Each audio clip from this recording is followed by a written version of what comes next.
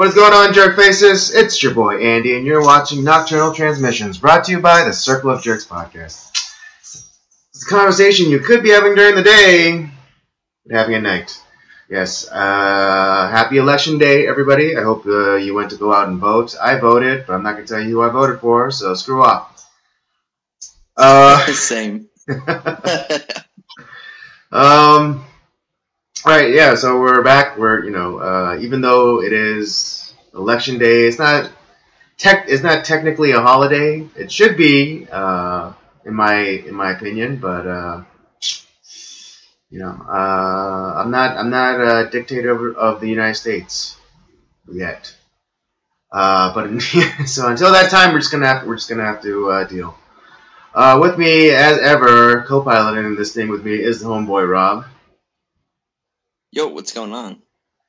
We're about to get into it, so we will find out what is up indeed. So let's get this conversation started. Alrighty. All right. So, how was your week? And week and weekend. Some good, not so good stuff. As far as the good goes, we were filming some more for the podcast, so that was pretty awesome. We dropped a new episode yesterday, which I know was a tough episode for you to edit, but it came out pretty amazing. Yeah. Because I know the audio was one of the issues, but I think I overcorrected the audio on my camera, so it was picking up the audio even stronger than what I had initially set for on the mixer. Mm-hmm. And so when we recorded, the audio pickup in my camera, just it was set higher, so everything was kind of blown out, and it was peaking a lot, and I had to do some audio magic to bring it down and to make it even because I know there's still parts where when we all kind of start laughing or we start kind of talking at the same time, it kind of becomes a cacophony. Right. But trust me, it's way better than the actual raw footage. Yeah, I know you were very concerned going into it, and considering all those worries, it came out a lot better than we all expected. Yeah. Considering all the problems that were present. Right. Yeah. Because we were hoping to incorporate new cameras, but that didn't work out, and just also just having that many people in your apartment, not just not just sitting around the table, because we luckily we are equipped for that, but we also had Eric and Sarah's sons, and we had to tend to them, so that night, that session was definitely wrought with challenges. But hey, we made it through, and but we made it through. I got it edited. I got it uploaded. But yeah, that particular episode took a lot of space, and I kept having to re-render that video, and it at least 4 times, because I kept having to move files over onto an external hard drive, and then clean up the superfluous files on my hard drive, and I kept having to render in a video that long. It took it took over 4 hours to render. Oh Lord. Yeah. That was longer than we filmed. Exactly. So you see why I had to impose that 1.5 hours. Yeah, it makes for the sense. podcast. Once we have like the capabilities or the facilities to do like longer style like Joe Rogan podcasts that go on for like 3-4 hours, whatever. I won't care. But right now we have to we have to play within the sandbox that we have. So Yeah. And if the we had to cut the conversation short, we'll just bring him back on again for another episode. yeah. Or I shouldn't say anything right now because I don't want to commit myself anything on record. So yeah, No, so I'll that was save my comments for when we wrap here. yeah. But no, it was kind of good to focus in on podcast stuff this week. Work was going pretty well. Just other stuff that's just not going all that great right now. So oh well. And definitely was something that was bugging me last week, and I kind of feel like I didn't give my best coming in like last week, and it's kind of unfortunate because people come here. We have a small subscriber base, but we're here to entertain and hopefully help you. Kind of. That it's a haven for you to kind of get away from whatever you're dealing with. And if I'm dealing with stuff and like not giving my best, well, it kind of defeats the purpose of why people come here. So I apologize for that from last week. I was not at my best. Right. I mean, I think because I was overhearing James explain like the purpose of our podcast to a mutual friend of ours, and he said that and he described it as because he was directly asked like what's the purpose of this podcast, and he said that it's to inspire and entertain. Yeah, and that's exactly how I don't think that's such a bad mark to live up to. But I think I also like to add another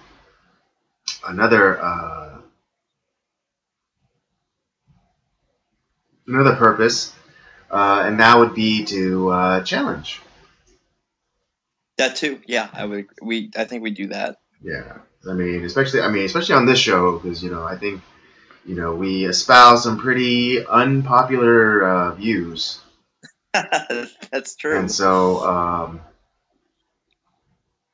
so I hope it is challenging because for those, I'm sure for some of my friends, they're pretty surprised at the or at least maybe some of my political stances. They'd be surprised, but I hope they're ultimately challenged and they'll like maybe reevaluate their own stances on things, because especially since they know me and they know because the thing to do now is to just label anyone who thinks differently than you as a racist or a bigot or some kind of irrationally fearful person of something. It's just like no, it's and sure there are people that are like that. There's like they don't on both sides of the aisle that are just like they kind of parrot other people's ideas and spout them out.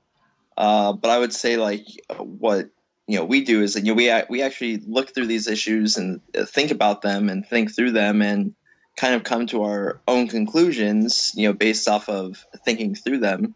And sure, it may come to a similar conclusion that some of the other people that we look up to are, or that tends to be like definitely on the more conservative side. But that doesn't mean like we're just espousing what everyone else is. We're not parrots. We've heard we've heard the arguments. We've wrestled with them. We've internalized them. We kind of question. We obviously question them, and we found that that those ideas or that position makes sense. You know, and Yeah. if a new bit of information comes along and it somehow, you know, unravels or debunks that position or idea, then, you know, I think that we're big enough people to be like, okay, that, you know, what we thought was incorrect or, you know, slightly askew. Right. What I hope to do is to at least, I'm not saying that we're going to change anyone's mind or you know, anything like that, but if we can at least get people thinking, that to me is very important. You know, yesterday we during our filming, you know, we were kind of talking about something similar to that is, you know, getting people to think for themselves and be able to explain why they believe in something. You know, I take that principle from, it is a biblical principle that was talking about, you know, when you're sharing about your faith, of why, you know, like being able to give an answer for why you're a believer and why you're a Christian, why you're a believer in Christ. But I don't think that is limited to just that. I have kind of adopted that in all aspects of life. Is, you know, it's fine you believe what you want, but be able to espouse why you believe what you do. Yeah, because nobody cares, like, you know, when you're talking to someone that, well, you know, so and so says this, and, you know, it's like, I don't care what so and so says. Why do you believe this? Why is it important to you? And when you can formulate that, I think it helps people to make, you know, wiser choices. And when you can put it down on paper why you believe something, I think it holds a lot more weight, no matter what side of the aisle you stand on. Yeah, absolutely. So I hope we do that as well. You know, getting people to think, inspire people, and entertain. Yes. And challenge. Challenge, yeah. Yes. Yeah. Yeah, I guess, well, so we got, you know, it is election day, and, you know, and all through social media, it was just, you know, constantly, you know, people, especially, you know, on Instagram, people picture, you know, of, you know, I posting voted. posting up pictures of them, like, you know, wearing their, you know, I voted sticker, and, you know, or celebrities saying, oh, you know, go out and vote, and, you know, it's really important that you vote, and, like, you know, it's kind of, I find it hilarious because, you know, they don't prescribe any particular way, because I know, like, you know, you're not supposed to, especially outside of polling, you're not supposed to wear any, or I think, is it the people that were volunteering at the polls, they're not allowed to wear any specific party affiliation? I think the people that are volunteering at the polling place, they have to be, you know, unbiased. Right, So party yeah, neutral. You have to be party and neutral. there can't be anybody involved with the camp. I think with, like, the campaigns, Right. campaigning outside the polling areas. Right, but it's hilarious that, you know, some of the celebrities that I follow are, you know, you know, dyed in the wool liberals, you know, and you know, and today is like the only time that they don't, you know, push like their political or ideological view on their followers, you know, and they just simply said, you know, go out and vote. You know, but it's kind of funny because you know, I on some of the accounts I wanted to be like, well, what if I voted in a manner or in a way that you disapprove of, or you find as evil? Does that make me evil? You know, does that make me does that make me an evil person? And like, you know, for you, and like, to the point where you wish harm on me? I mean, I didn't actually do it, but, you know, I was tempted, like, especially on a few where, like, I know, like, I'm sorry. Oh no! I was agreeing with you. Yeah, and I mean, don't get me wrong. I appreciate them like being like for one day, them being more neutral than normal. I do appreciate that, but it's just like Yeah, I know what your politics are. So I mean, would you be so enthusiastic for one of your followers who is a conservative or a Republican to go out and vote in a way or for a candidate that you do not support, that you do not, or you, I mean, nowadays, like, if you have an R at the end of your name, it's, you're basically the devil. oh, absolutely. Like what if one of your, one of your conservative or Republican fans or followers, voted Republican, voted, or just voted their conscience and not voted for like maybe your preferred candidate or your preferred party. Well, the way it works nowadays is like, well, then you're dead to me, kind of. Right. I mean, I really don't care like what you vote for. I might think that you're wrong and that you're actually doing more damage. Uh, especially like like nothing against the call to go vote, but you know I hope the people are also informed on the things that they're voting for. That to me is more important than just going out to vote. If you're not Right, informed, just stay because away. exactly, because then like it's kind of it. You're if you go to vote without knowing, without even doing a cursory search on the issues, then you're it's kind of like playing Russian roulette. You know, Right. yeah, Yeah. it's like that one vote. That one vote that you're not like particularly read up on, or you know, or have a strong opinion on in the first place, and then you just kind of do like a coin flip. And what if that like, especially like the propositions and the measures, like what if that measure like ends up screwing you in the butt, and I mean, not to be too overly dramatic, but what if it was your vote that put it over the top? It's very true. So Well, what was it? The other thing I heard today that was kind of a little disappointing, because it's someone that I do kind of look up to. Not, I mean, I wouldn't say like look up to, but I respect him at least.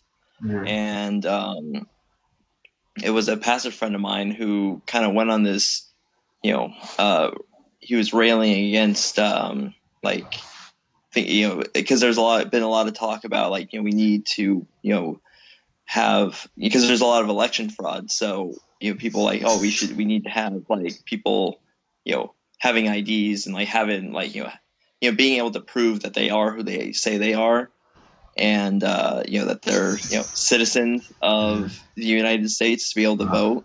Uh-huh. Yeah, and he kind of went into this whole thing about it being oh well, this is just institutional racism and all this stuff, and just because I can't like prove this or that, that makes it that means I can't vote or whatever. It's like, and I kind of wanted to respond, but I was just because like everything that he said was just completely incorrect and ill-informed. Because it's like, okay, it has nothing to do with it being racism. It's, we have a huge problem of people who are that are either non-citizens who don't have they're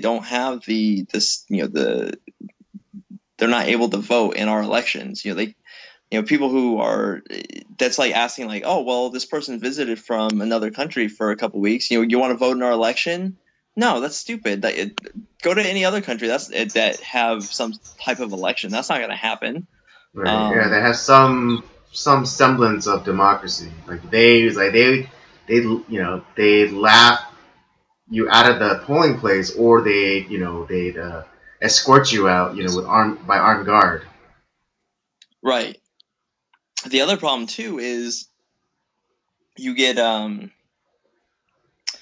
people who are registering illegally, in a sense where they're not a resident of that particular state, or they've registered multiple times, because there's not really to be honest, they don't really check up too much on like where you're all that stuff. So you could register several times and vote in several different ways, and it kind of goes unchecked, and that we need to. So some people are getting like, this isn't American Idol. You don't get 2 votes. You get 1. Right. Yeah. Yeah, I remember seeing I think a vlog from kind of like a political commentator on YouTube, and she was in Nevada, like Las Vegas specifically. But it was way back early in the year, and they're trying to get people to sign up, register to vote. And she said specifically, it's like, oh, I don't live here in Nevada. And then the person, signing people up, I don't know if it's because like she's bad training or she's just an idiot. But she's like, oh, it's okay, and like she said, oh yeah, but sign up anyways, or register anyways. It's like, but I'm not a resident of Nevada. Yeah, so it's kind of similar. It's not as bad as like a non-citizen voting in our elections, but it's like when you're not a resident of that state, you don't have a thumb hold on what's going on in that state, what the issues are. So, right. And it would be, and if you're only there for a short time, it would be unfair to the residents of Nevada. Yeah, who have to live with potentially your decision that you're not even going to be there to live through either. Yeah, and so for me, it's like, listen, this isn't some conspiracy to, like, we don't want the brown or black people or whatever voting in elections. But we have a huge problem with voter fraud, and we have people that are voting in elections that they shouldn't be voting in, and this is some semblance of trying to correct a problem. And I get real tired of hearing all this rhetoric about, oh well, it's just all this racism, all this, like, no, you're ill-informed. You don't know what you're talking about. You haven't looked into like what's actually going on, but you're espousing beliefs that you heard on some Vox article, or something you heard from Trevor Noah one day, that is just complete horseshit. Right. I mean, and yeah, similar. Yeah, it's just yeah. I mean, you. I mean, and to what is racist about what is racist about showing ID? I don't understand what that. I don't understand. I don't get the corollary. And also, are you saying that? Yeah, and I mean, that's a rhetorical question. But like also like that's racist of you to think that because you are of a certain ethnic background or heritage that you are somehow somehow unable to go and procure yourself some kind of identification. I mean, that seems kind of what's the word I'm looking for?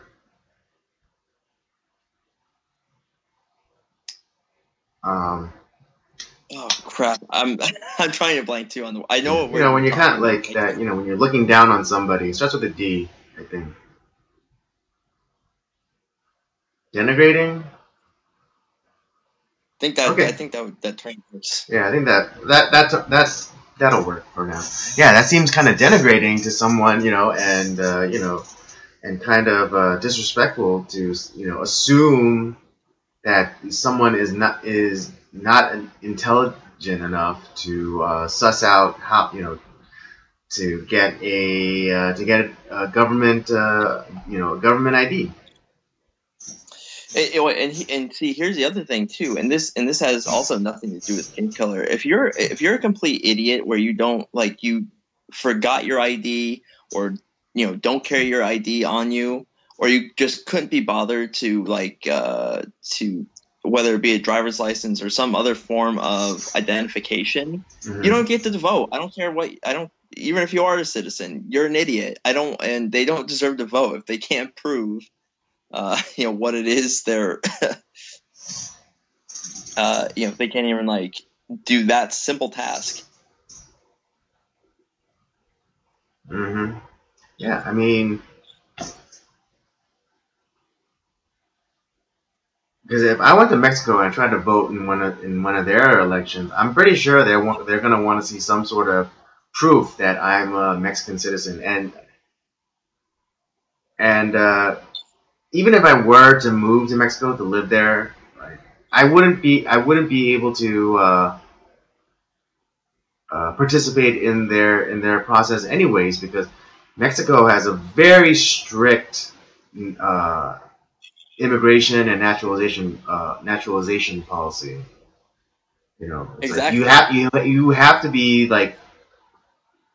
be basically full-blooded Mexican to be a Mexican citizen.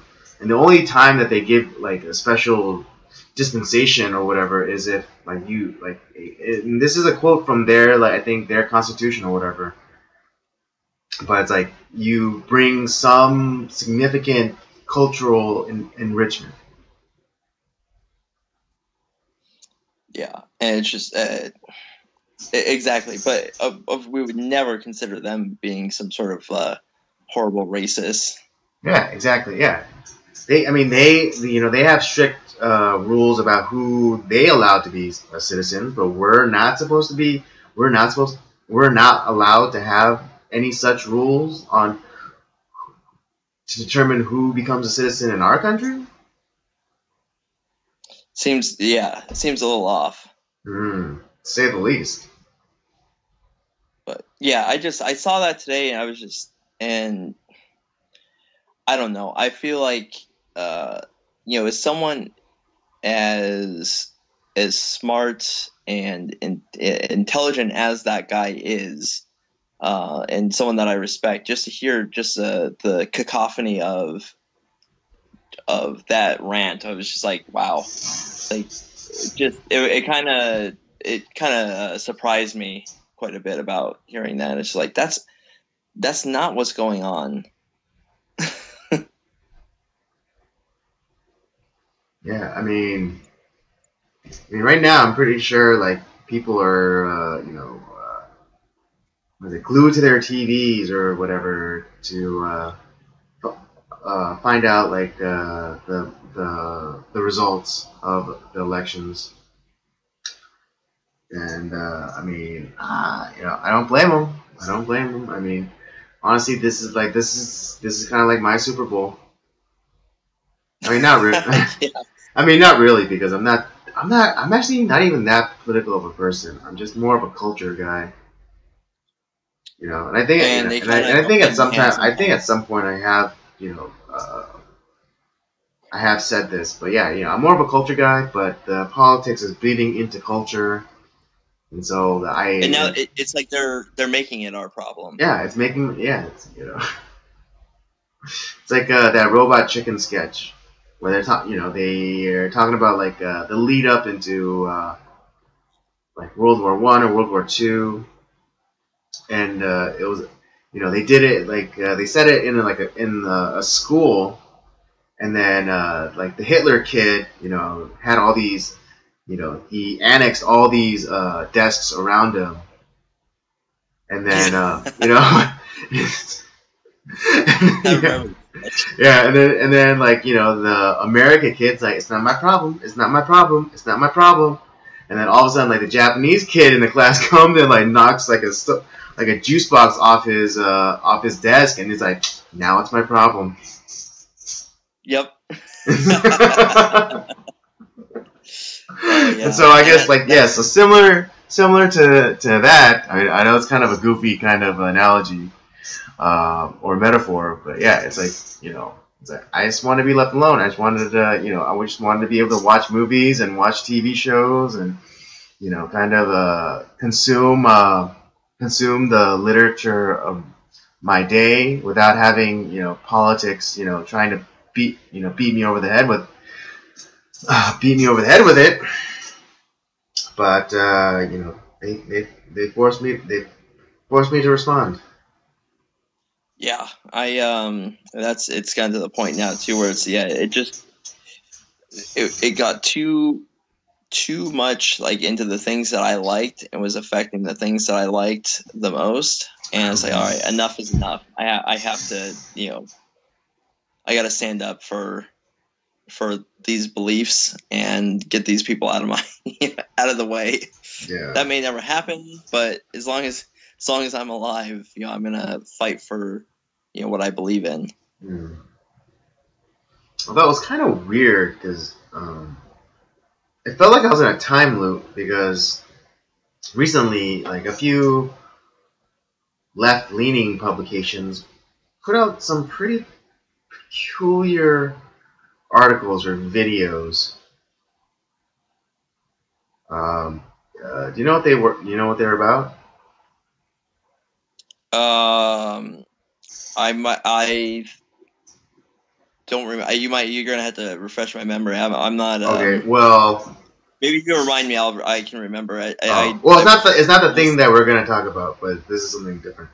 Yeah. It was Vogue, and they put out a video about cultural appropriation and about like costumes.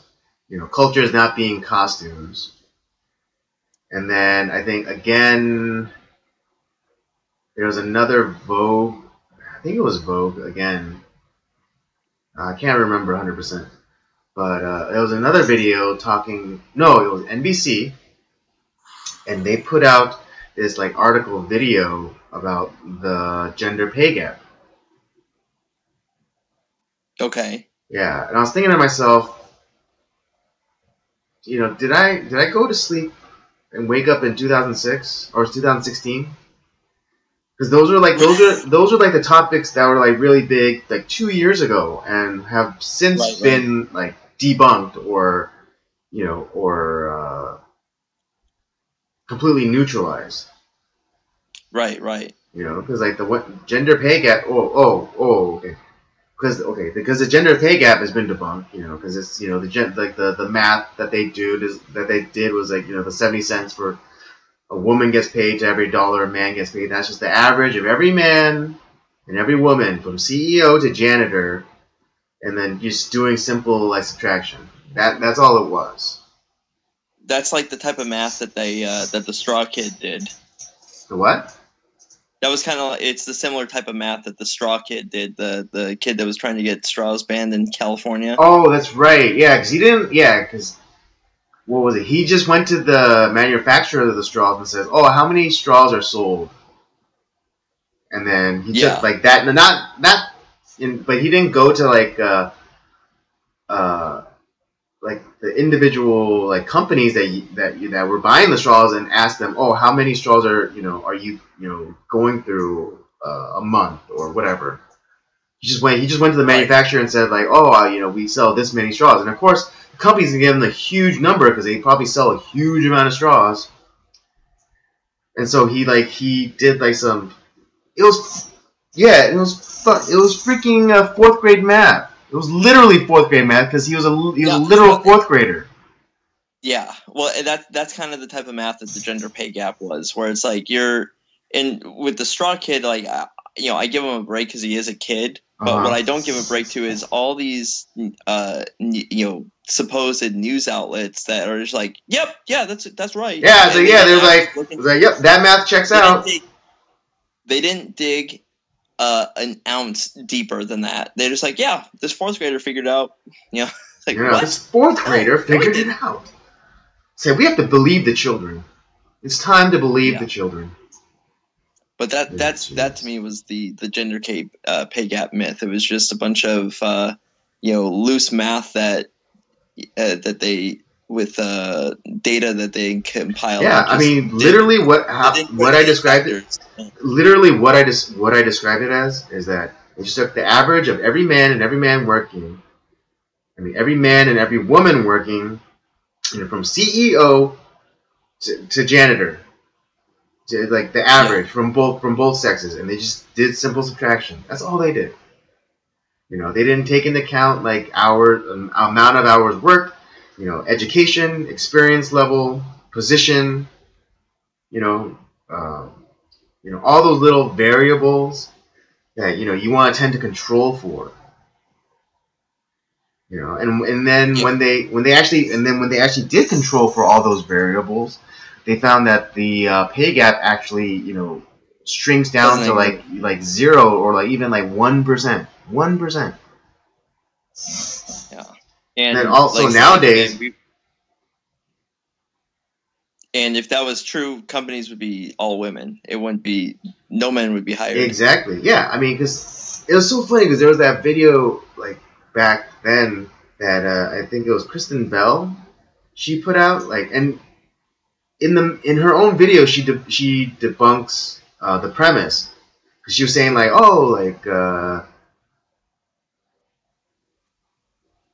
kind of like yeah, it's like since you can get paid for less, we're a bargain or something like that. Or, she basically debunked her own premise, saying like, yeah, I remember that. It's like you just shot yourself in the foot, you idiot.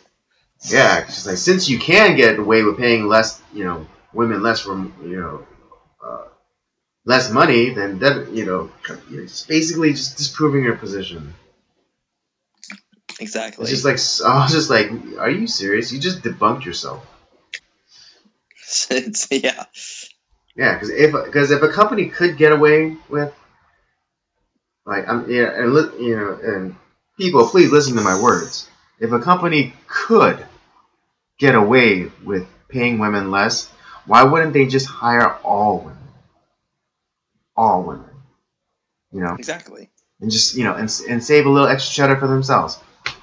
Interestingly enough, this week or just the other day, this YouTube channel that I subscribe to called We the Internet, they came out with this great satire video about the gender depth gap.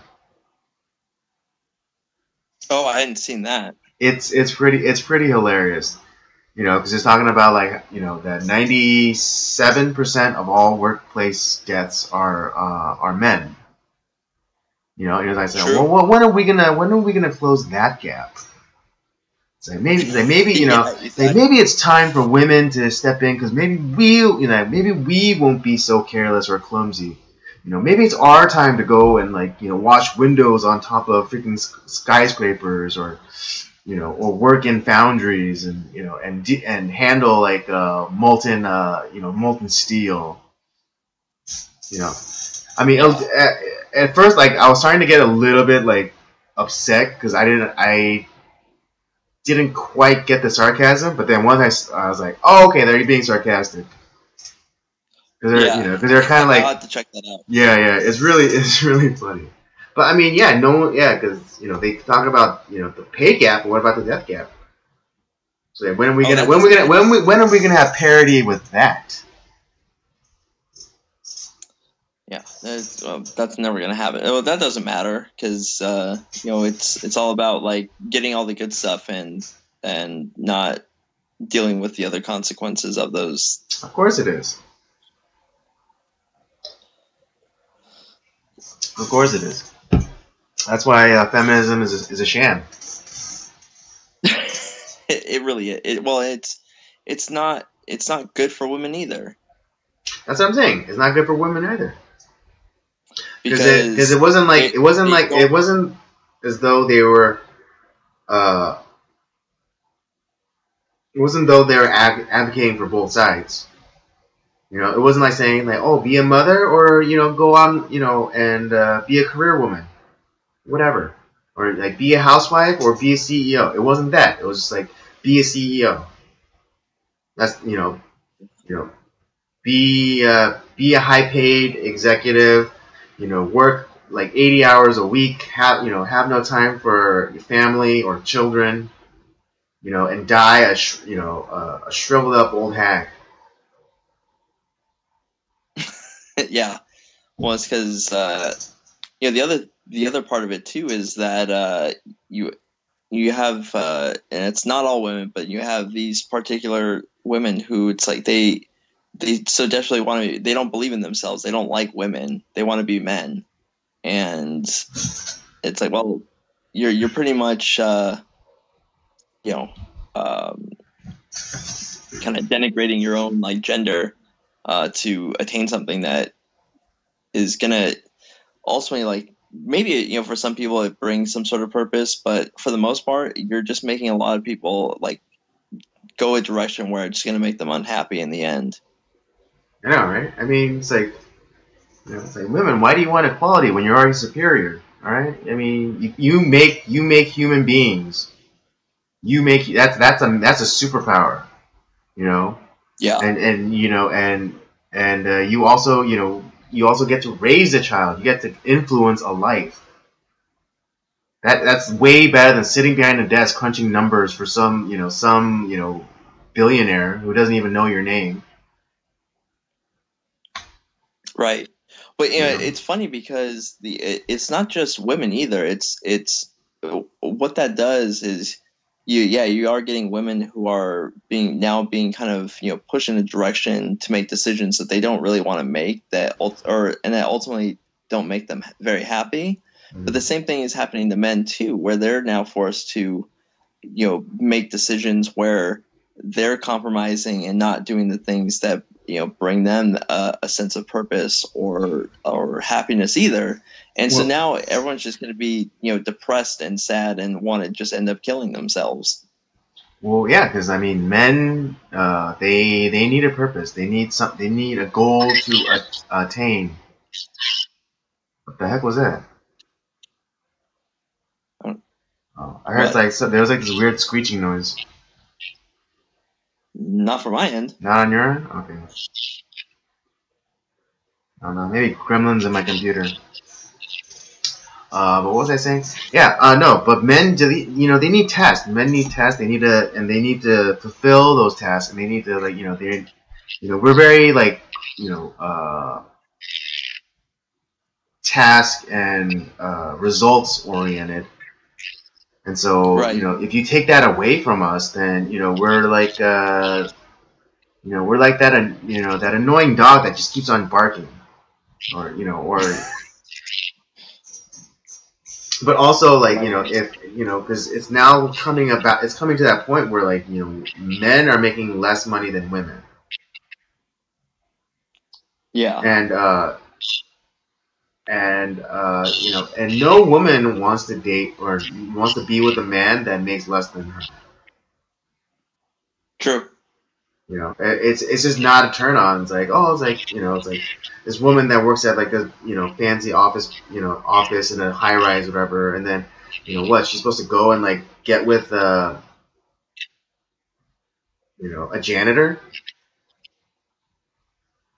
Yeah. I mean, don't get me wrong. Like I know and I have known women who have dated outside of their economic rung on the ladder.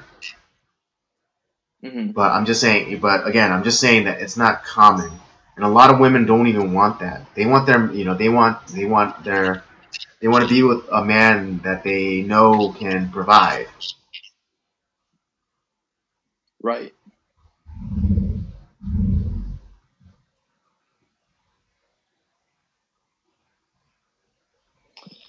So I mean, yeah, we're in a really weird place culturally.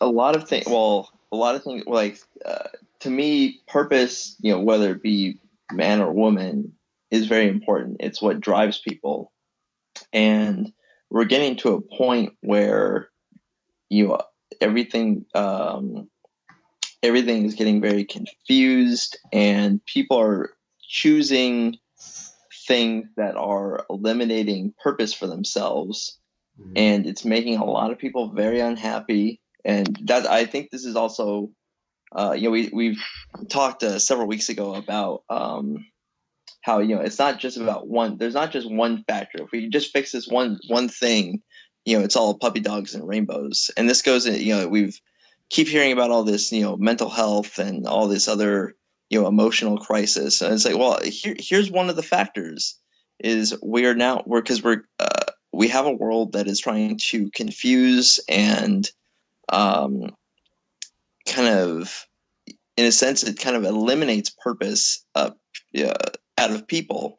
And when people don't have a purpose, they don't have a belief system, they just kind of go with whatever is going on. That tends to make people, sure, maybe in the initial run, it's like, yeah, everything's great. But in the end, you have a lot of people who are very, very unhappy.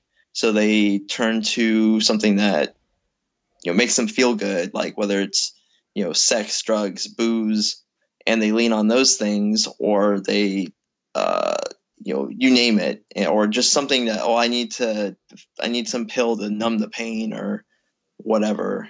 And that's why you're getting a lot of the, high rates of suicide and all this other stuff. Is just because that purpose is just gone. A belief system is gone. And it's like, that's not the only thing. There's a ton of other factors in it, but I see that as a huge reason as to why that's occurring. And it has to do with, because it's no longer about like equal rights is what initially was going on. Now it's about like one gender trying to dominate over another. Yeah, it's about supremacy. That's what that's all. Yeah, and I argue that that's what it's always been about. But that's a topic for a different stream. True. But yeah, and that's what's happening today. And I, for one, am not going to buy into, the insanity. Right. Yeah, I mean, there's like that. I don't know who said it first, but it was, it's 1984 was supposed to be a warning, not a how-to manual. Exactly. And I mean, pretty much everything that you read about in 1984 is happening.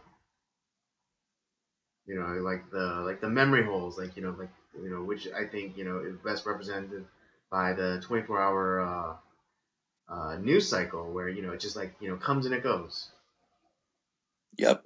And then once it's once the usefulness of the story or whatever is done with, then it's completely flushed out the again, the old memory hole. It's gone forever. It's never talked about again. It's never brought up again. Yeah.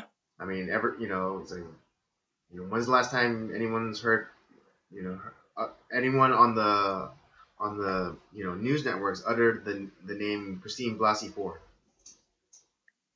Who's that again? Yeah. Wait, what are we just talking about? Yeah, exactly. Exactly. That's, I know we're kind of playing it up for fun, but that's literally what's happening. And I mean, what's crazy? What is it? What is it? 2 minutes of 2 minutes of hate or whatever described in 1984, where everyone just screaming at screens, depictions of their supposed enemies. And I remember a couple of years ago there was a literal event. I think it was the 1 year anniversary of Trump's inauguration, and there was a literal screaming. People there was a Facebook event where people would go, and I think I was at some sort of university, and they at a certain hour they would all just start screaming. Right, I remember that, and it's same thing that happened at the that town hall with the Parkland shooting thing, and I mean it was literally a 2-hour event of them. Yeah, that was 2 minutes. That was 2 minutes of hate. Flash. That was the Yeah. 2 minutes of hate, described in Orwell's book. Yeah, it was pretty disgusting what was going on there. Yeah, and I mean, people who, for the most part, who had nothing to do with it, Senator Marco Rubio and NRA spokeswoman Dana Lash, they had nothing to do with it, and they were calling her the most despicable things to her face, and saying oh, you don't love your kids, but we're gonna because you don't care about your kids, but we care about your kids. And it's how the hell do you have what balls do you have to say that to a mother? Yeah. It was if someone said that about my mama, I'd be up there punching them in the face. I don't care who they are. Yeah, seriously. And then see, but here's the thing. It's that false compassion. They think that they're better or they're morally justified because they care. But that's just weaponized empathy, which I hate. Oh yeah. It's yeah, it's a pretty despicable way of yeah, it's a despicable tool. Yeah, I mean, George Orwell, his head would have exploded if he had seen today. He would be like, "What the hell are you guys doing? I wrote this book so you guys wouldn't fall into this crap." Right. Well, nobody reads anymore, so that's probably part of the problem. What was that? Well, nobody reads anymore, so that's probably part of the problem. That's true. It's funny because I don't even read. I just watched the movie, and I know this. Yeah, see, I read the book. Yeah, so. see, yeah, I watch. Yeah, see, but I still know everything. I still know everything. Do I not? You do. I think we were talking about that the other a few weeks ago, where it's how you have acquired the knowledge that you do, which is fairly similar to mine, but how we both arrived at those yeah, knowledge we arrived at the same we arrived at the destination, but just came different routes. Yeah, and your route I thought was completely impossible. I didn't think that route existed. I thought that was the road closed. Or that'd be the road that took 300 years to get to the destination. Exactly. Right, just filled potholes and highwaymen. No, but I mean, if you think about it, TV is the best teacher because it's audio and visual. Because you're shown the thing. True, I guess just there's a lot of garbage on TV. That's true. That is true. But remember, we talked about this about even how I mean, it wasn't even our day and age because it was reruns. But we were brought up on Looney Tunes and Merry Melodies and all of these highbrow kind of cartoons. People don't think about it.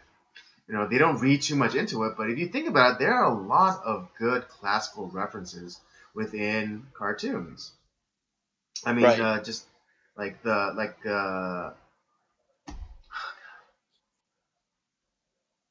the Lenny character that they kind of turned into a cat for kind of like Sylvester's second banana. Yeah. Yeah, it's he's like which way did they go, George? Which way did they go? And who has that speech pattern? Lenny from Of Mice and Men. That is correct. Right, and I mean, yes, I did read the Steinbeck novel in high school, but I was more I was more interested in the book once I got because I already knew the reference of Lenny. Right. So I think because the cartoons that we grew up with, they were very highbrow, they were very sophisticated. They weren't just for children. like the Warner Brothers, like the Looney Tunes cartoons, they used like classical music. That they did. You know, what cartoon now is incorporates classical music in their shows? Nearly none. Nearly none. I mean, they might throw in like a Beethoven or a Wagner here and there, but like really like deep classes, like like there's like that one where Bugs gets into opera and he does like the barber of something, the barber of Seville. Yep. That is a classic. I've never seen the actual opera of the Barber of Seville, but I've seen the Looney Tunes. I've seen the Looney Tunes version of it. Right. I remember that. It was a great short. Right. Right. The way they was incorporating the music. Like I remember, I forget what the song is, but it's like that goes dun dun dun dun dun. And like he's like putting on like the tonic on Elmer Fudd's head, and then he's like using his hands to, like massage it in, and then he uses his feet and like Yeah. No, it's good stuff. all this great highbrow stuff. Like, yeah. Parents out there, don't knock TV. I mean, don't let your kids watch whatever, but just be mindful. You know. Because not just I didn't just watch cartoons and I gained like this great intellect, but I also watched a lot of like Discovery Channel and History Channel. Yep. And so yeah, that was especially back in like when History Channel was first starting out and everything was like Nazis. Oh yeah. It's like Nazi underground, and they talked about like the tunnel system that they had built in Berlin, or Nazi super weapons, or the show that I really liked on the History Channel back in the day was Mail Call with Arlie Emery. Yeah. Oh, learning about all the great like weapons and stuff that were used, both ancient and new, and like how they were used. Absolutely. Awesome stuff. And he's such kind of. It's unfortunate he's dead now, but yeah, he died. Man, I think he died in just last year. Yep. Might have to go back and watch the first half of Full Metal Jacket to kind of get my just like intake of Harley. I just want to watch the opening, but then I get sucked in after watch the whole thing, which isn't That's bad. true. Which isn't bad. Yeah. It's just that first like hour is just comedy gold. Yeah. Yeah, and to think that whole opening when he's just like just dressing down like the recruits is like all like insults that just came up on the fly. That's amazing. It's fantastic. All right. All right, so should we get into the other thing you want to talk about, or should we just kind of jump into the Patriot review? It's relatively quick. Yeah, so it'll Okay. Okay, so well, this morning I opened my Twitters up, and I see the story about this young woman, this young black woman who tricks a bunch of compassionate, empathetic Trump supporters into giving her money, and she was only able to do that because she said that her parents disowned her for supporting Trump. And like she changed her Twitter name, and she posted up a picture of her wearing like kind of like a MAGA hat, but it was more like the fashion of a boonie hat. But it was still red, and it had "Make America Great Again" on it. And so I don't know if I don't remember if she set up the GoFundMe or someone set it up for her, but more likely she set it up for herself. And so, she put out the sob story about like, oh, she won't be able to afford school anymore, and she's she's not gonna have a place to live. And so, I believe her initial purpose of this was to prove that Trump supporters were racist and they would never help a black girl or whatever, or a minority. But she ended up getting like $150,000.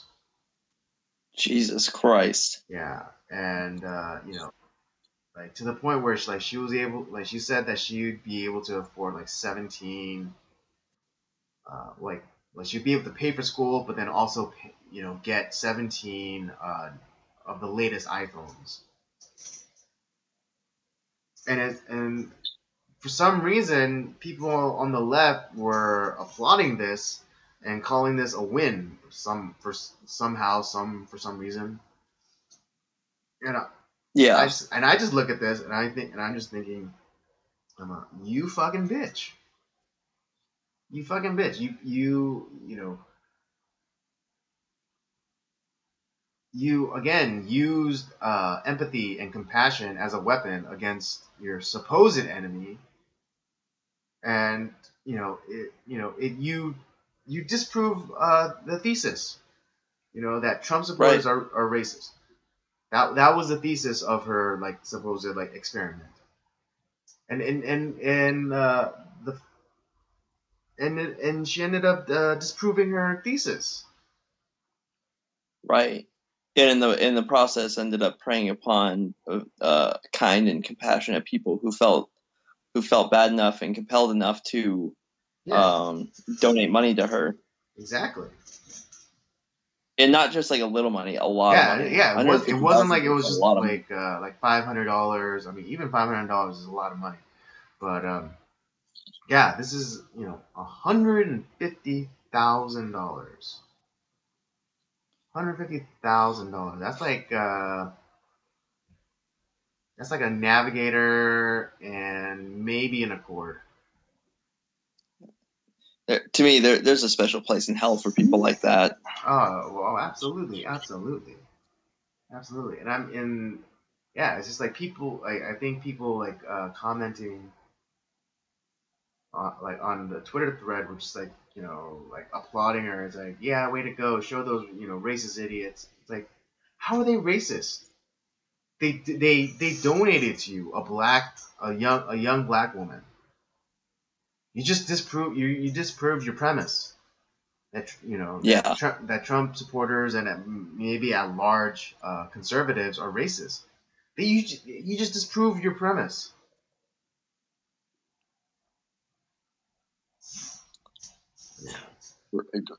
Yeah, that's just such a disheartening story to hear.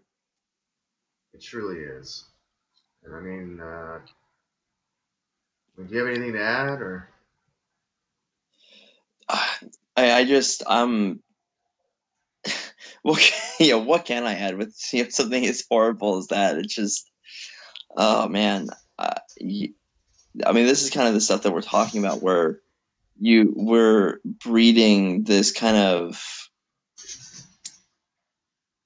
groups of people who they don't have purpose or a belief system, and so things like this, they make it like, oh, it's okay to do stuff like this because whatever their reasons are.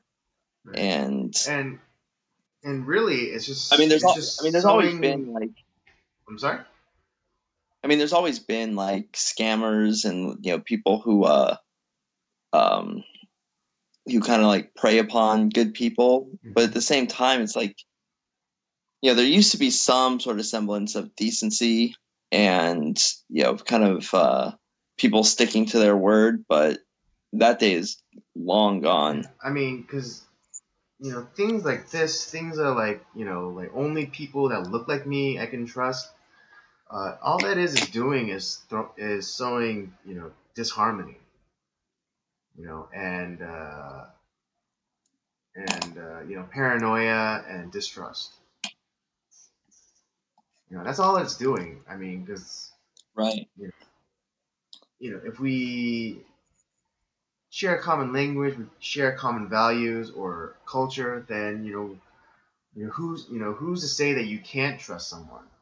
If like say me and like a Mexican, we both speak English, we both uh, value freedom and the Constitution, and we also you know uh, share the same culture. Like say like that we're both Christians, then who's to say that we can't trust each other? You know. Right. But now the left is saying like, oh, only you can only trust those who who have the same skin color as you, or who have the same life experience as you, or any host of inherent and uncontrollable characteristics.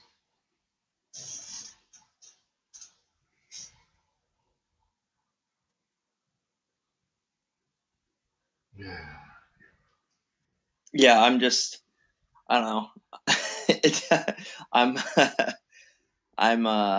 it's a depressing story. Yeah, it really is. So I'm gonna say that we're done with this, and let's wrap up tonight with our movie review. And Yeah, sounds good. I need something to pep me up. yes, and this movie definitely, well, maybe not in the beginning, but it definitely has a happy ending.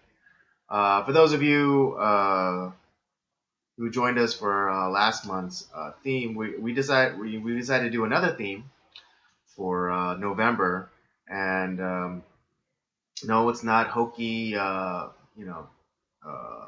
family movies or whatever. Although I did have an idea about maybe we could do it next year. Uh, and do movies that depict family dysfunction. Oh, I'm fine with that. That'll Yeah, work. because because we decided to do in honor of one of the two holidays this month being Veterans Day. We decided to do war movies, specifically ones involving the United States. And so for our Yep. first movie, we are doing The Patriot, starring Mel Gibson and Heath Ledger. Yep. This movie is the main character uh, that Mel Gibson plays is loosely based on a historical figure by the name of Francis Marion, and Hmm. he's actually considered the father of guerrilla warfare or maneuver warfare, which is like you don't no fixed positions, you're constantly on the move, hit and run strategy, that kind of thing. Right. And the Patriot just follows this character uh, from the beginning of from the beginning of the Revolutionary War all the way to its conclusion. And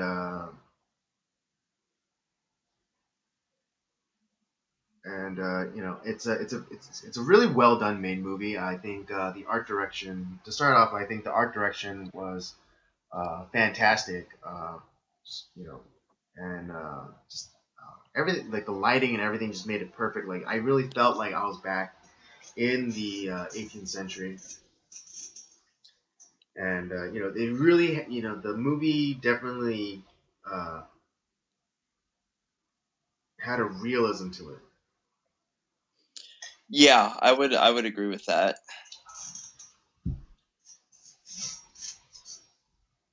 Yeah, and I don't know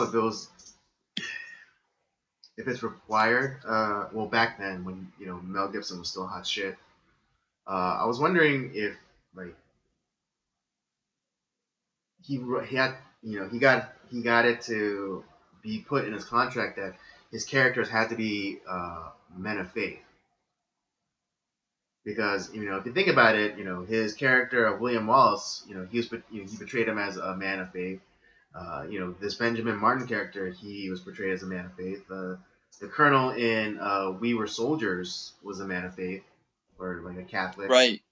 And so so I was kind of wondering if and there are and then in the Patriot there is a scene of him in the church like praying. So I was wondering if it's a if he if he got it to be where like you know if he was to be in a movie like the man had to be a man of faith, or at least in a war movie. That's a great question. I wonder if that could be a strong possibility. Because yeah, he does. Definitely in that mid to late '90s on into the 2000s. Yeah, he was doing a lot of those type of films where the characters he were playing were very were men of faith. Um, so it's very. I mean, obviously, like Lethal Weapon isn't part of that, Right. but yeah, it's very possible that there was certain roles that he was doing. It's like, yeah, this needs. I'm a man of faith in this. Like that's what I'm gonna do. It's also too like true with that especially because this movie was made in 2000, which is one of our more recent film. A film that was made much more recently, but he was kind 20 of years like ago, almost 20 years ago. God, I can't believe that. I know. But that he was definitely an A-list actor back then, so Oh he yeah, kind yeah, of yeah. he probably got a lot. He had his say on a lot of things. Right. So yeah, I is there anything that you didn't like about the movie, about the Patriot?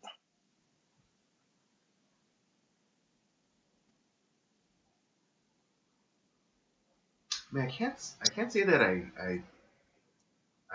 I do or I have any problems with this movie. Um,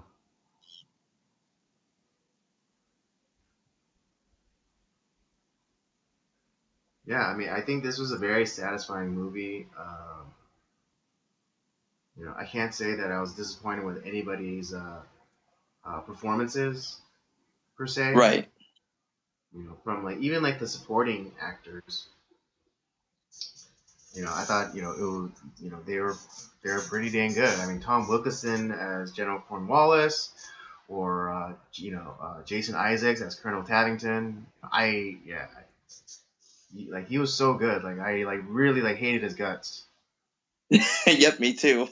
Yeah. um, I guess if there was, and this wasn't a this wasn't a bad thing for me, but I Hmm. guess some people might find this a little bit tough to watch in the sense that it is a long movie. It's nearly 3 hours. And at times it does move maybe a bit slow. Okay. Yeah. But All right. if I was gonna make a criticism, but the characters themselves are quite compelling, and this is a story that it wasn't a it wasn't a movie that was drawn. It wasn't like a drawn out 3 hours. It wasn't something that's like this movie could have been an hour and a half, and I could have gone home. Right. It No, like was, even though it I was think, all long, I think it the pacing was well done. right. No, it didn't feel like because like you don't feel like that almost 3 hours. You don't feel it at all. Right. This was not Barry Lyndon. Yeah, yeah, yeah. This is a a very well paced film, and I think all you know, uh, 2 hours and 50 some minutes of it were necessary to Mm, tell the whole story, to tell the story in its entirety in the right way. right. I didn't feel like there was. I don't feel like there was wasted scenes in this film. No, not at all. Like, and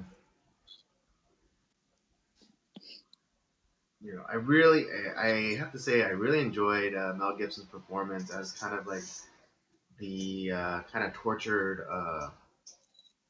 kind of tortured soul. He was like this, um, in the movie, the character that he played, had a bit of a reputation, and not a particularly good one, but it made him it made him famous, and it made people, uh, I guess, respect him in a way. Yeah. Um, Well, he was a war veteran. right, He was his character took part in the French and Indian War, and in that war, the horrors that he saw and inflicted upon others weighed on him and brought him a lot of shame and guilt. Well, even though it did make him famous and gave him a reputation among his peers, and why he was initially very hesitant to join up with the Continental Army to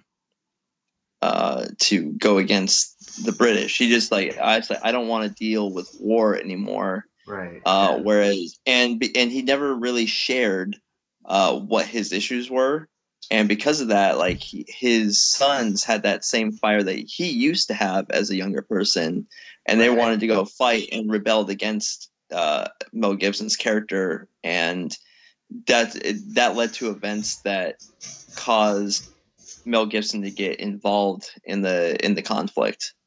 Right, because I did see the dualism of his sons, and like the the the kind of not duality, but like the bifurcated nature within Mel Gibson, because I think his eldest son, played by Heath Ledger, Gabriel, was more of like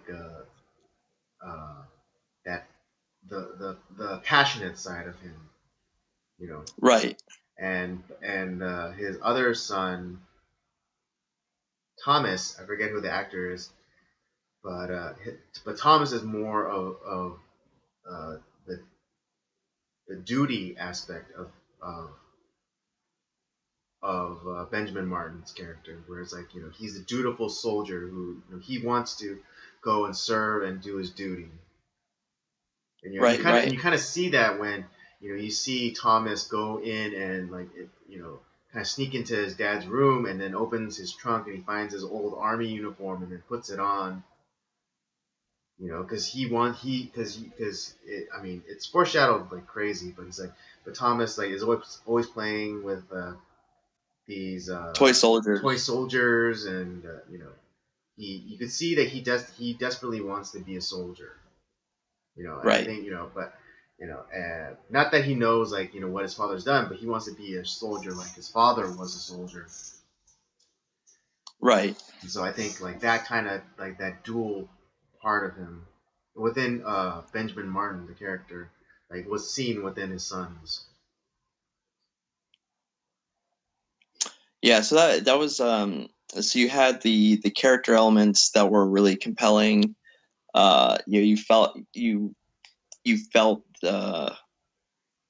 You felt like the performances were very genuine.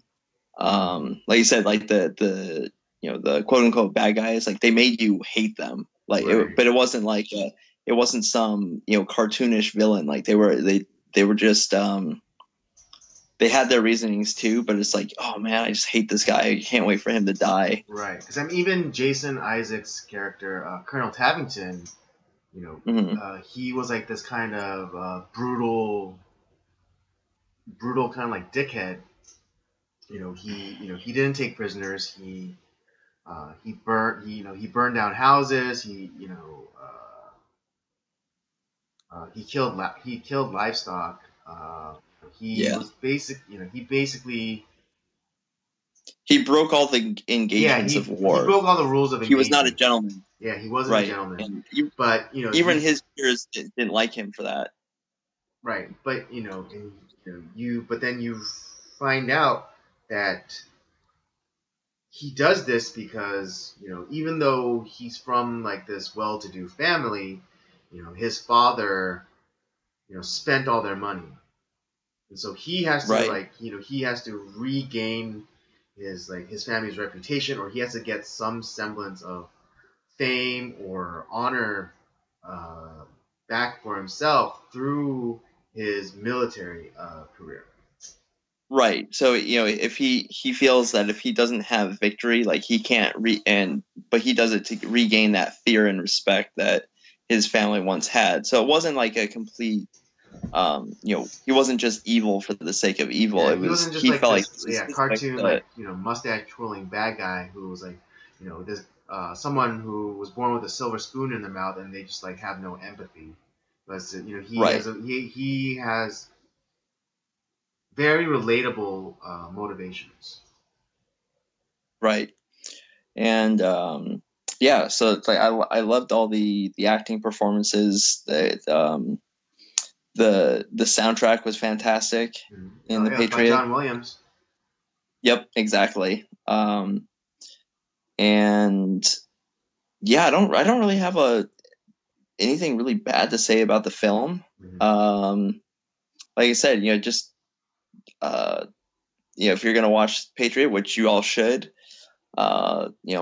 make sure you got a few hours to relax, get that popcorn ready, and sit down for a great 3 hours. Mm-hmm.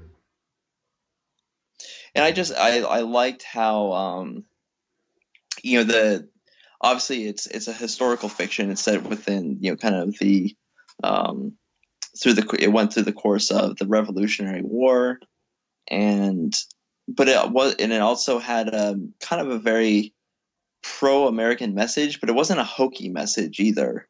Right, because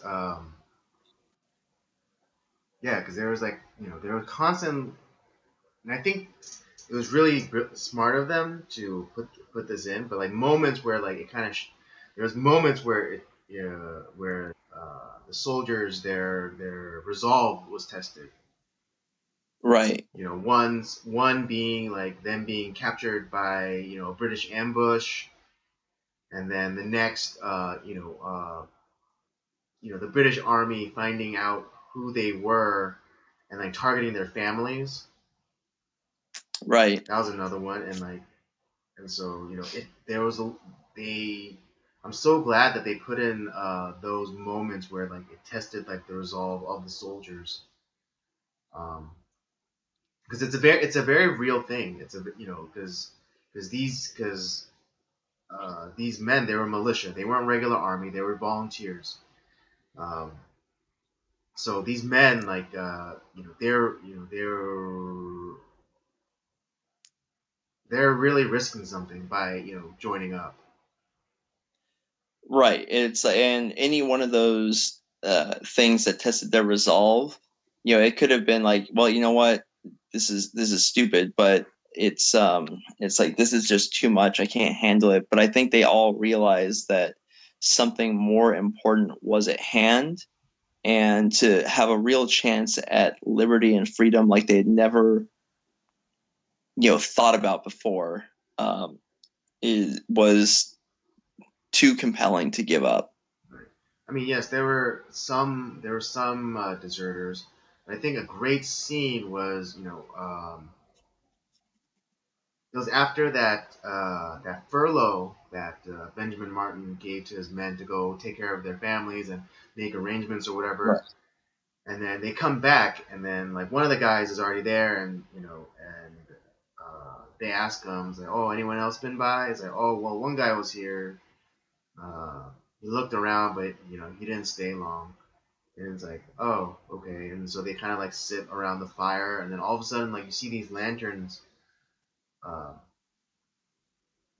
all these lanterns coming into view, and then like these boats, coming in on the water, where their base is kind of close to like a river, and then you see like the men coming back on the boats, and then you see the men coming back, on horseback, and then you kind of like, even though you think that it's just gonna be like, I think there was like three of them at the time, they thought It's that like four would have been better than three, but we'll make do. And then yeah, yeah, but then yeah, everyone's trickle in. It's like you just kept all this like, oh man, like you felt pumped up, like right. You felt hopeful, and you felt like um, reassured, you know.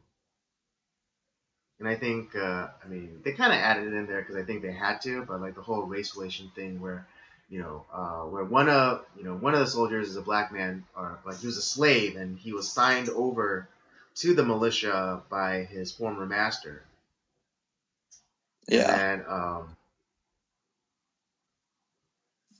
what is it? And it was decreed that any black man, any like slave who serves a year within the army, or serves within the cause of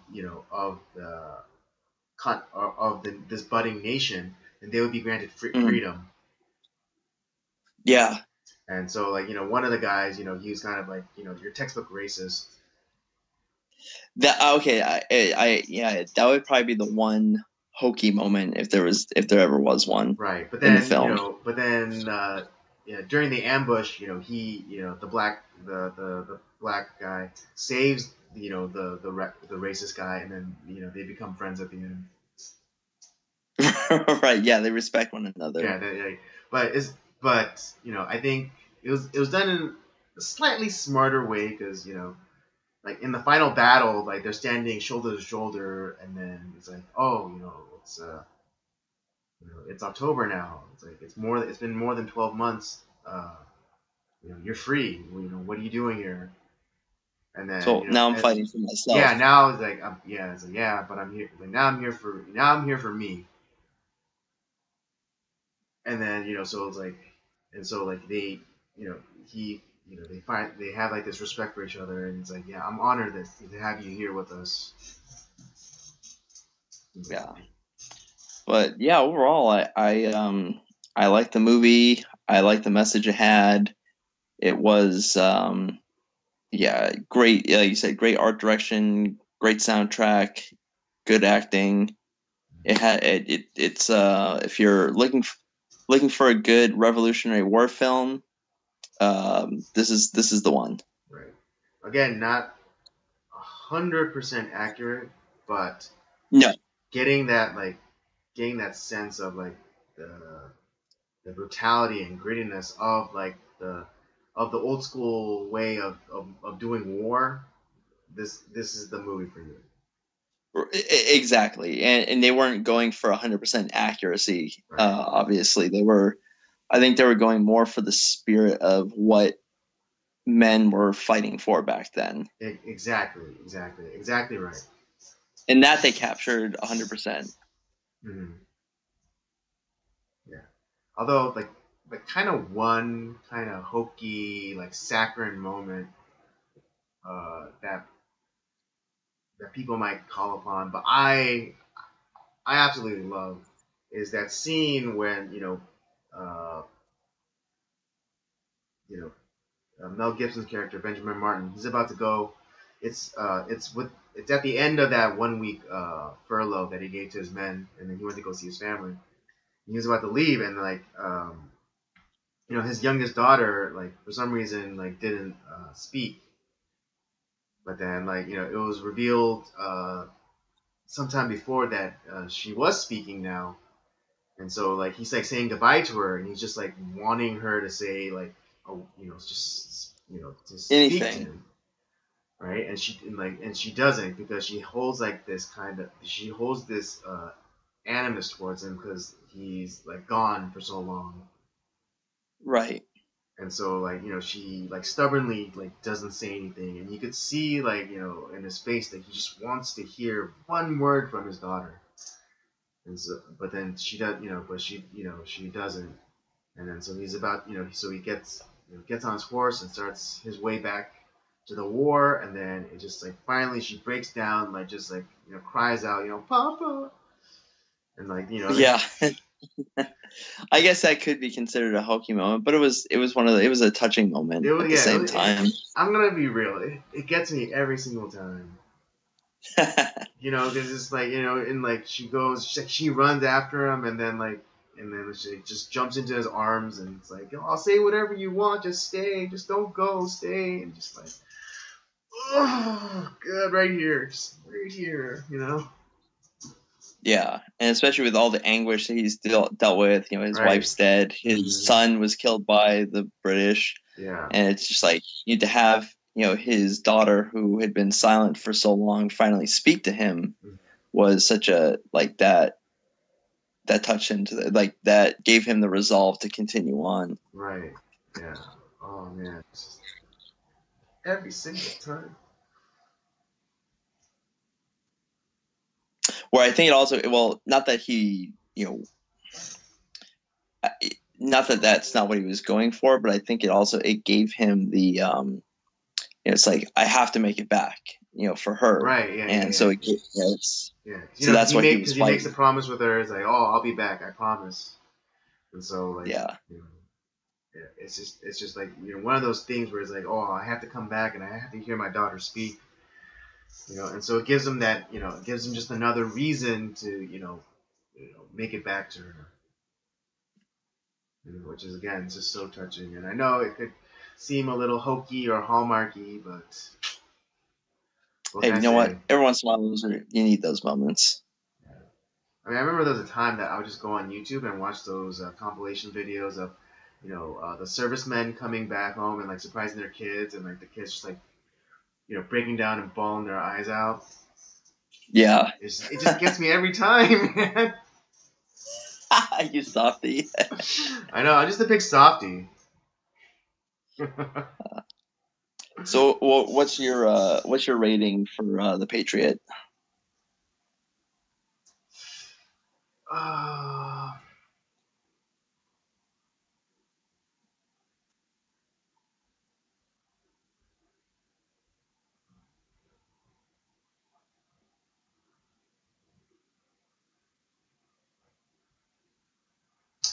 Definitely a 4.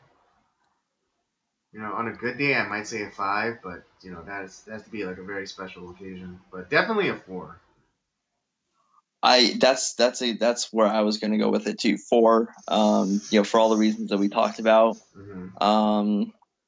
Not a perfect film by any means. Mm-hmm. If it was more historically accurate, I may have gone a little bit more towards, and was still good like that. Mm-hmm. I think I would have gone towards the 5, but 4 is.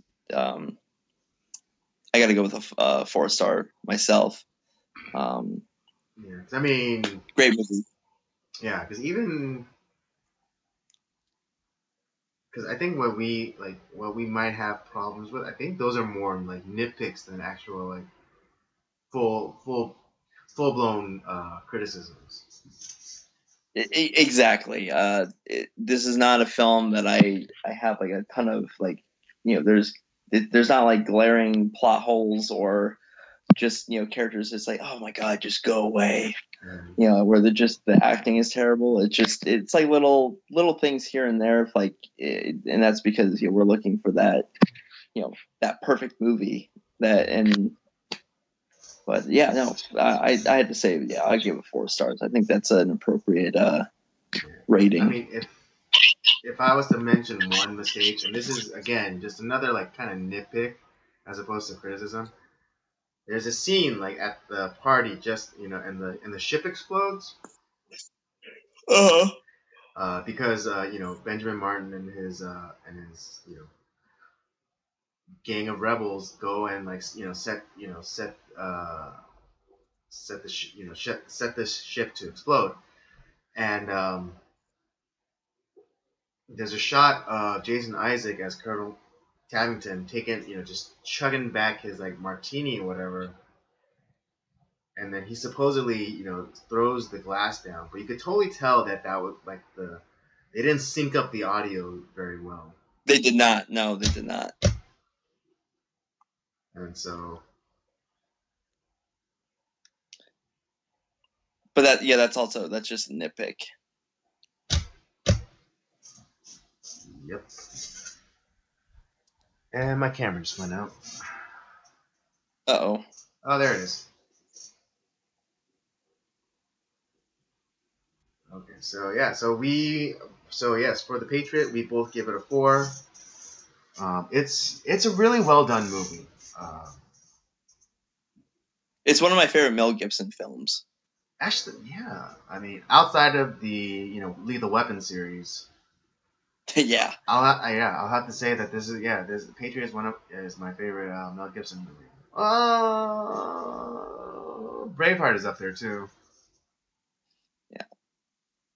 Well, was it? Well, he wasn't in it. I actually really liked Apocalypto. Oh well, he directed it, so Yeah. Um, but obviously he's involved with it. But yeah, if yeah, yeah. with him actually acting, I definitely appreciate Apocalypto. uh, but with him acting in it, I think this is one of my favorites of his. Hmm. Absolutely, yeah. I agree. All right, I guess yeah, we've been at it for an hour and a half, and that was the last thing. Our movie reviews are always the last thing, so yeah, we'll end it there. If you want to, join in on the conversation for the movie reviews, the next movie we're going to be watching is uh, We're gonna do Lincoln, weren't we? yeah, Lincoln. There you go. We're going to be watching Lincoln, starring Daniel Day-Lewis, directed by Steven Spielberg. So if you want to put in your 2 cents, uh, watch it and come join us next Tuesday at 8 p.m. Pacific Standard Time. And don't forget to check out the library of our videos, our podcast. The latest one, as Robert said, just dropped yesterday. So check that out. Don't forget to check out the library Nocturnal Transmission streams. And also, if you're into gaming, particularly old school gaming like Nintendo, then check out Rob's show, Up by Up Down. Uh, the videos are down in the also in a separate like kind of playlist. Don't forget to follow us on our social media: Twitter at PodcastCOJ and Instagram Circle of Jerks Podcast. And for Robert and myself, we'll say goodnight and we'll see you next week. See you, everybody.